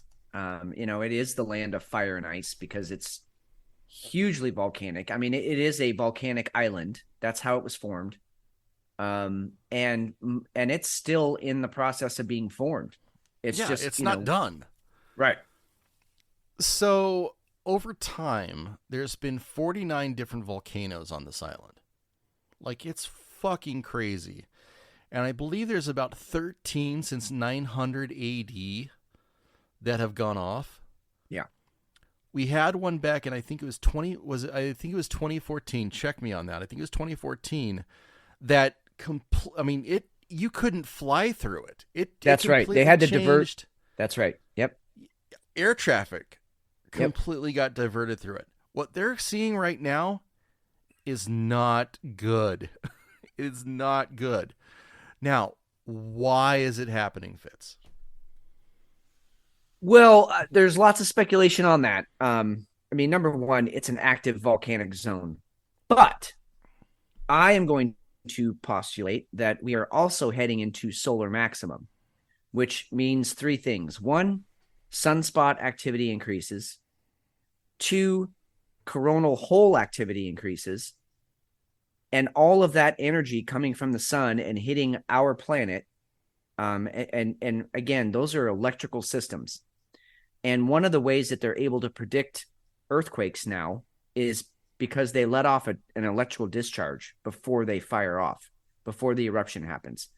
Well, you're adding in, literally trillions of volts of energy into our atmosphere, which works its way down into our mantle, and it tends to increase the pressure. And anybody who took physics knows that adding pressure means you're adding temperature, which means the rock is getting more molten. It's able to move more freely. Basically, we're someone, it was constipated for whatever reason. Someone just took a fucking molten laxative, and Iceland is gonna pay the consequences. Let's fucking party. That's what it comes down to. Right. Someone went to Taco Bell one too many times, and here we go. And what sucks about it is it's probably going to wipe out several villages. And I say villages, a couple of those are like decent size. 15 to 20,000 people. Which is, I mean, I just can't imagine living there right now. They have had 24,000 quakes. 24,000 quakes in the last week and a half. Yep. 10 days. Yep. Within the last 24 hours, as of November 10th, I think that was yesterday. So 1,400 earthquakes. Yeah. I mean, guys, it's not climate change. Nope. It is not. The sun and the earth is pissed. This is what happens. It's beautiful. Enjoy it. And if you have a village or a city or some kind of a big population near it, that was dumb urban planning. Thank you. I'll get off my soapbox now. No. I mean, that's exactly right. And I'll just add on further. We are in one of the most dormant volcanic activity, times in history. And when you have fewer volcanoes, that means there's less ash in the air, which ash cools the planet. Yes, it does. Well, when you don't have as much ash in the air, the planet's going to warm a bit because we're getting more energy from the sun. But then there's this cycle that if you're going to be getting more energy from the sun, guess what? More volcanoes pop off. And that's the balance. That's what's going to start happening. There was a volcano, incidentally, that went off in Indonesia yesterday, too. Yes, it did. Pretty big one. So we're seeing the results of the sun warming our planet. It's not your fucking SUV that's doing it. Guys. No, Texas had an earthquake that was pretty decent size the other day. Yes, they did. So, I mean, this is the natural processes of this planet. We're just here to hear about it and discover it in our lifetime. But really, this has been going on since the planet was formed. It's what happens. And this is like looking. You were saying earlier about how if you look at the Matrix at some point, you can actually like read this shit, right? And we're actually witnessing it. And everybody else is fucking freaking out, which drives us crazy, right? Yeah. We know that. Yep. But while we're sitting over here going, you know what? This is actually kind of beautiful because we're actually being able to experience this firsthand. And it's not scary. If you step back from it and go, wow, and you start understanding what's taking place, you're like, this is pretty fucking cool. Yeah. It's bad for some people. Don't get me wrong. Right. I mean, but I don't feel bad about that. Again, your urban planning sucked ass. I can't help you. Yeah. And I'm just glad I don't live there. I went out on a kind of a weird double date last night. It was just weird. It's awkward. Did it turn out mostly? No, God, no. Please, no. Okay. Just checking. Our fucking bartender was like, well, you saw the picture. The dude was wearing a shirt that says, "I'm so fat because your mom makes me a sandwich after every time I fuck her." That's what his shirt said. That's what was going on? Yeah. Okay. And he was obnoxious on top of it. When I get those kind of text messages, I need more context because my response was like, you fucked a lot of moms or you've eaten a lot of sandwiches. I mean, it wasn't like, I don't know where to go with that. Okay. I mean, that was not a force. So anyway, thing. No, definitely not. But so I'm on this weird, awkward double date, and so I'm trying to make conversation. All right, stick with me here. I'm trying to make conversation. I'm like, hey, did you guys hear about all the earthquakes going on in Iceland? It's going to pop off, and they're like, no, what's going on? And so we're, I'm just spreading the news. And then I'm like, and then I'm like, hey, the last like really big volcano that went off, Krakatoa, I was like, did you guys know it was so loud that they heard it around planet Earth twice. Like there was 2 echoes from it around the whole planet. Can you imagine how loud that was? And it was like fucking crickets at the table. Like everyone's just looking at me like, what is wrong with you? And I'm like, isn't that fascinating that something could be so loud that the whole planet hears it? And there's just nothing. So anyway, That's got all zero response out of that? No, nothing. Nothing. So that's all to say that I hope when this bitch blows, we all get to hear it twice. Well, we might get to see it too. We might see a lot of things happening because it's not far-fetched that if it's a big enough explosion, a big enough outburst, that it may quite possibly go ahead and put enough particulates in the air that it even cools things off a little bit more. No, that's impossible, man. No, the world is going to melt. Fire everywhere. 2 degrees Celsius, man. Yeah, no, I would love that because then all the fucking climate idiots would shut the fuck up. I'm not letting this off the hook tonight. California city removes homeless and beautification before Biden summit with Chinese President Xi. There are no homeless in like a 6 or 7 block radius in San Francisco. Which just goes to show you, number one, what humans all working, like everybody pulling on the same rope, what humans can do. Because that's a lot of fucking homeless people cleared out. Absolutely. And number two, it shows you that at any time they wanted to do it, they could have done it. Yeah. And they didn't. Isn't that crazy? Stupid. So here's where I'm going with this. Okay. Newsom was over in China like a couple weeks ago, right? Yes, he was. Not even a couple. Was it a week and a half? Maybe no, it was last week. Yeah. Yeah, because I think we talked about it. Anyway, so Newsom's over there, and he's like, "Hey, hey,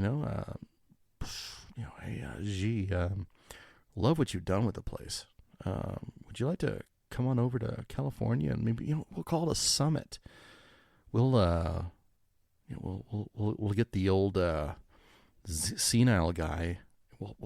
I'll clean up the streets. I'll make everything nice and pretty for you, just like you did during the Olympics." Yep. And we'll have a little summit thing. We'll hammer some stuff out, and maybe we'll make the world better. Does that sound good? This motherfucker is running for president. This shit does not happen unless he's running for president. I kind of agree with you, which is a joke. But I mean, I'm not even gonna finish that sentence. He's not better than anything. He's a fucking piece of shit. I'm like, this is where I thought you were gonna go with that. Is that Newsom goes over there and he's like, okay, hey, President Xi, what is it about San Francisco? Like, what do you want to see when you're there? And then President Xi was like, I want to see this, I want to see that. And then Newsom was like, all right, that's where we gotta evacuate they literally had city workers out there shoveling human feces to get it off the street to clean it up. And they've got fences around everything. It's fucking crazy. Well, here's a picture, so you guys can go. I'll make sure this stuff is in show notes. Here's a picture. We've got encampments out front. We've got fucking electric bikes and random tents. Yeah, and paint. And all paint. Over. Yep. And then all of a sudden, we've got the same area. Ta-da! Painted up, brand new paint. Mm-hmm. I mean, you could tell that it's brand fucking new. No tents. Oh, I can smell that picture. Oh, that's how new that paint is. You're goddamn right you can. Yep. And then, here's what I love the most. This is from, let's see, I don't want to use that. Well, fuck it. Ian Miles Chong. It was actually on N Wokeness. That was the original Twitter feed. Yeah. Hey, Fitz, does this look like a 15-minute city? Oh, God. It totally does. That looks like a 15-minute city. Oh, yeah. And those fences and gates they're not coming down. I will be very interested to see what happens. Jesus, man, you're right. These are big I did black gates, Yeah. fences. This stuff is more gnarly than what you'd see in front of the White House. Right. It's not just chain link fence. This is legit permanent. I didn't even go there. Wow. This is what we would expect. I've been waiting for it. This is the videos from World Peace Movement. I haven't seen. I'll have to give them a follow. That's a good find. Any arrest made around, or this is from them. This is any arrest around the near the APEC event zone will be charged federally. San Francisco PD, Highway Patrol, National Guard, FBI, and CIA are not fucking around with anybody making trouble. If you are caught breaking the law or causing any disruptions, enforcement will not be lenient, unlike the typical San Francisco persecution. Now, we do our homework. I can't verify any of that because I just read it, right? Yeah. So take it for what it's worth. Yeah. But and I know right where that is. That's like downtown. That's, I mean, the municipal the city buildings, the city capitol buildings are right down to the right of where that woman's walking. I mean, the Opera House is across the street. I know right where that is. I've been down there, and I have never, in all the time I've been going to San Fran, I've never seen it that clean. That is unbelievable. No, sir. I've been in San Francisco a few times, and that it looks absolutely pristine. Yeah. Sans the black fencing. Right. That is exactly like. Let me see. You know what? Let's go Googling real quick. Yeah. Let's do Go Google. look at a 15-minute city.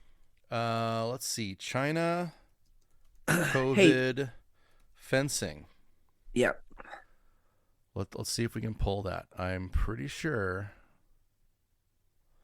Hey, look! Bingo. There's his green. There's his green. In all it's fairness. Beautiful. It's pretty. Yep. Look at that. Son of a bitch. You know. It's the same fucking stuff. All right. You ready for tinfoil hat? You ready for this? Yeah, bring it. So President Xi comes in. There's all the security. Everybody, if you break the law, it's a federal offense. We're gonna have FBI agents. We're gonna have, California troopers. Everybody's gonna be out. Terrorist attack. Terrorist attack. Could be. We take out President Xi. Oof. He's gone. The leader of the CCP is gone. A major U.S. city is under attack. Time to lock everybody the fuck down. We're now instantly at war with China. And, well, I mean, everybody at that point. I think everyone just starts launching shit. Yeah, so I'm just saying. I really don't think that's going to happen, but I just wanted to throw it out there, just in case. That's what we do. Yeah. That's why we do it. Is there anything on the list that you really wanted to get to out of everything else that's left on here? We still got the beers that are still not obviously those aren't done, but for the main show we're at 2 minutes or 2 hours and 10 seconds. I mean, we're kind of up against it. Yeah, no, I'm there's nothing that's like I need. All right. I did think it was interesting. U.S. credit rating got downgraded to negative. That was pretty amazing. It did get downgraded to negative, and that was mostly because we're up against another lack of funding. Right. Yep. Which it was really nice to see that this new Johnson character he's already got something ready to go to solve the funding problem in the House. But he doesn't have enough to impeach Biden suddenly out of nowhere. He's not able to do that. Right. Which he was ready to, but now he's going to stop. Yep. Now they defunded Buttigieg and Karine Jean-Pierre. They cut both of their salaries to like nothing. Buttigieg, I think he's making $1, and I think whopping $1. Yeah, and I mean, I guess that's because like he's part of the president's cabinet, so you can't fire him, but you can definitely minimize his salary, which I think is actually more of a fuck you. Like, hey, you know what? I'm not going to fire you. I'm just going to pay you nothing, and you still need to show up to work tomorrow. Yep. Fuck off. Yep. Fuck you. Hey, did you know that right after he did that, he went to go meet with Zelensky? No. Oh yeah. You mean yeah. the two of them can be begging for loans together? Yeah. Here's the story. Hey, look, they're shaking hands. Oh The yeah, next this is the fucking blowjob day. video. Yeah, yeah. So if I blow you, you'll give me Yeah, a lot well, of money. Yes, yes, And yes. I will. I call it the blowjob video because they both are bobbing their heads like they're practicing for something. God damn I don't know if that's because there's a language barrier. They're both so awkward. It's really awkward. And Zelensky's not wearing his usual green outfit either, which is awkward. he switched. No, he switched to tactical black a while back. Well, that all rhymed. I didn't mean for that totally to happen. rhymed. That was Yeah, nice. I didn't. That was really good. I'm sorry. Hey, Energy yeah. Secretary took Russia and China higher ups through one of our nuclear test sites. That was nice of her. Yeah, good thinking. That was really nice. Way to be inclusive. Yeah, it was good. It was good. Yeah, God, so she's being investigated now. I don't want to go back to the McCarthy days where people were getting fucking blacklisted and shit. I don't want to go back there. So please don't get me wrong. But what the fuck happened to like some discretion, some national security, some hey, that guy over there could potentially be the enemy. Let's not show him all of our shit. What happened to that? Well, it's the same thing as suddenly getting the Chinese emperor, let's call him what he fucking is. Yeah. President, leader of China, whatever. Nah, he's an suddenly emperor. You're comes right. over, right? Suddenly he's going to be here for a summit in San Francisco.